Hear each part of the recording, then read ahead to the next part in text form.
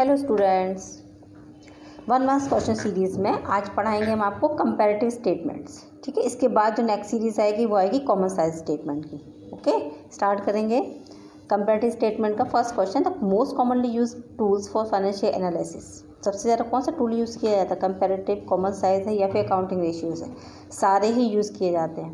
Numerical में अगर हम देखें तो कंपैरेटिव भी यूज़ करेंगे हम, कॉमन साइज भी लेकर के आते हैं और अकाउंटिंग को भी यूज़ किया जाता है। This item is not use as a tool for analysis of financial statement. किसको नहीं यूज़ करते हैं हम? तो नंबर ऑफ एम्प्लॉयज स्टेटमेंट, इसका यहाँ पे कोई काम नहीं होता, इसलिए इसी को ले लेंगे हम। विच one of the following item is not a tool use for financial analysis?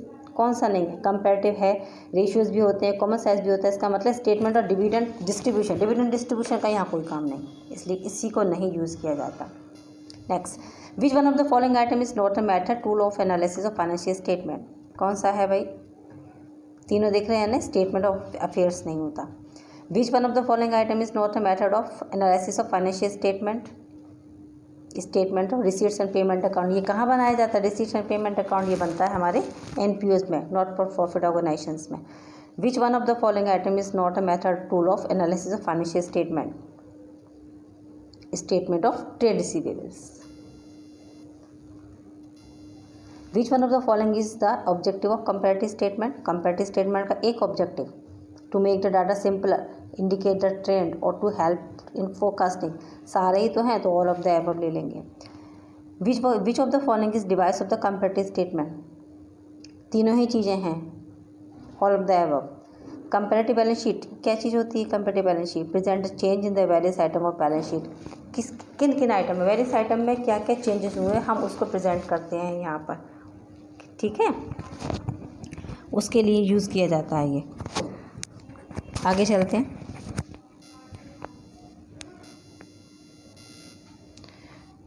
Comparative statement of profit and loss provide information about. किसके बारे में इंफॉर्मेशन आती है इसमें? Good, all of the above. Which way analysis depicted the relationship between two figures? दो figure, ratio analysis, बिल्कुल सही। In which analysis total cost are equal to total revenue from operation? ये होता है टोटल रेवेन्यू अगर total operations के इक्वल हो गया तो इसका मतलब the point is break even point.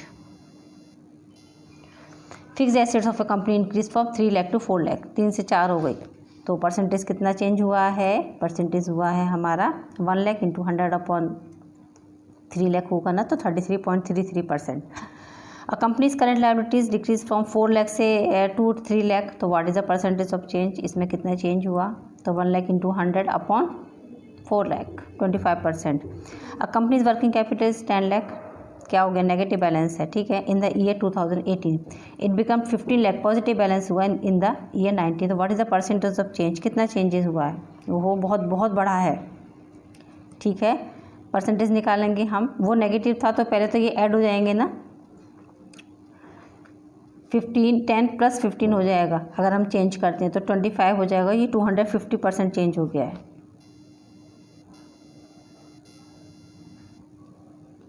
Now next, a company's revenue from operations 20 lakh, cost of revenue from operations is 14 lakh and indirect expenses and 2 lakh, तो what is the amount of gross profit? कितना हो गया? Clear दिख रहा है एकदम, 6 लाख का। revenue from operations 4 lakh, cost of revenue from operations 60% of revenue from operations, operating expenses 30,000 and rate of income tax is 40%. what will be the amount of profit after tax?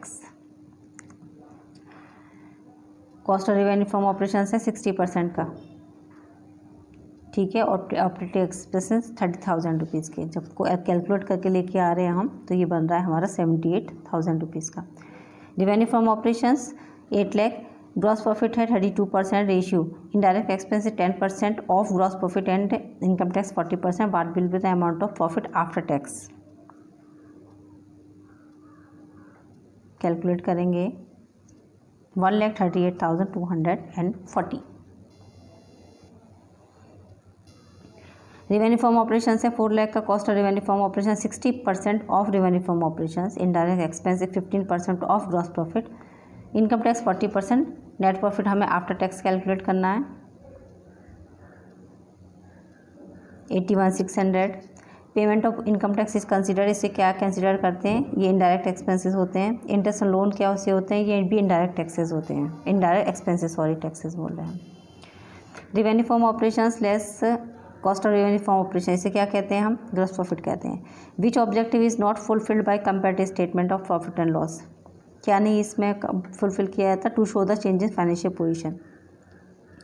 In comparative statement change in different item is presented in the form of, किस फॉर्म में आता है ये, money value भी में भी आता है और परसेंटेज में भी आता है, दोनों में ही दे देते हैं हम। Which of the following is not a form of presenting financial analysis, annual report नहीं प्रेजेंट होती है। Which object is not fulfilled by comparative financial statement, indicate the exchange of change in the item of statement of profit and loss. No profit no loss, इसे कौन सा point होता है, अभी बताया था, ब्रेक इवन पॉइंट होता है ये। और लास्ट पेज आपके इस वीडियो का, net profit is obtained by deducting from gross profit operating and non operating expenses.